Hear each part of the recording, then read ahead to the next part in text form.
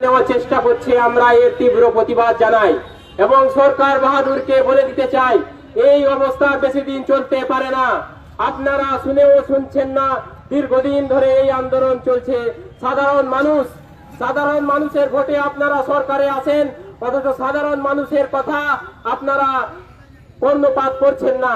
তো আজ এই জনগণ অসহায়, তাই এই আজ আপনার ডিএমএ অফিসের গেটে এসে দাঁড়িয়েছে।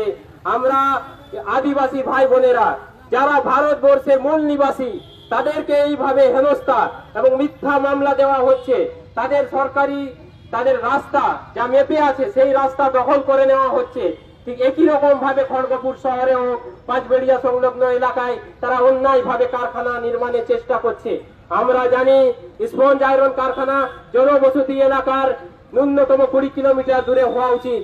একদম জনবসতির পাশে এটা হতে পারে না। কি করে এই পারমিশন তারা পায়, আমরা এই প্রশ্ন এখানে রাখছি।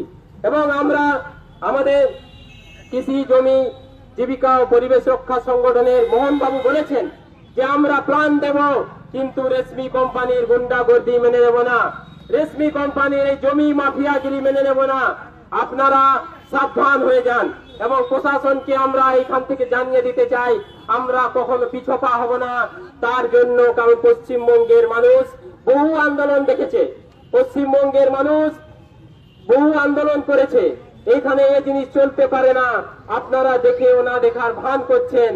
আজ ডিএম সাহেবকে আমরা নিশ্চিন্ত ভাবে বলে দিতে চাই যে এই জিনিস কিন্তু আপনারা দীর্ঘদিন চলতে পারে না। কারণ মানুষ যখন রাস্তায় নামে, তো যত বড়ই শাসক হোক না কেন, সে যতই বড় দাদা গুন্ডা হোক না কেন, তাকে সেখান থেকে পালিয়ে যেতে হয়। এটাই ইতিহাস বলে।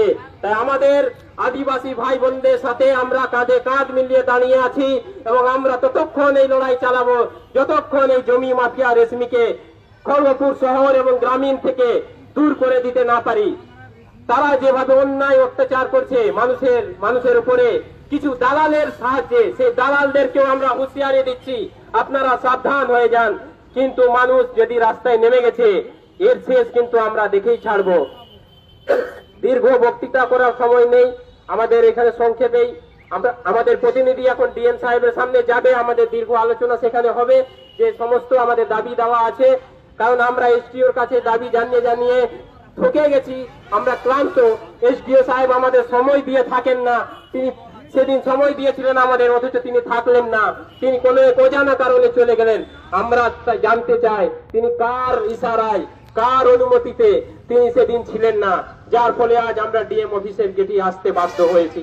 তাই কান খুলে শুনে রাখুন, এই খাটরাঙ্গার যে আদিবাসী সংগঠন খড়গপুর জনজাগরণ কমিটি এবং শিল্প দূষণ প্রতিরোধ কমিটি, আমরা একযোগ হয়ে এই খড়গপুর শহর এবং গ্রামীণ থেকে রেশমি মেটালিক্স কে দূর করে ছাড়বো। এবং আমরা এটা দেখিয়ে দিতে চাই যে রেশমি মেটালিক্স এর গুন্ডাগর্দি, তাদের দাদাগিরি মানুষ মেনে নেবে না। আমরা এটা দেখেই ছাড়বো। তার জন্য যা করতে হয় করবো। আমরা কিন্তু সারেন্ডার করবো।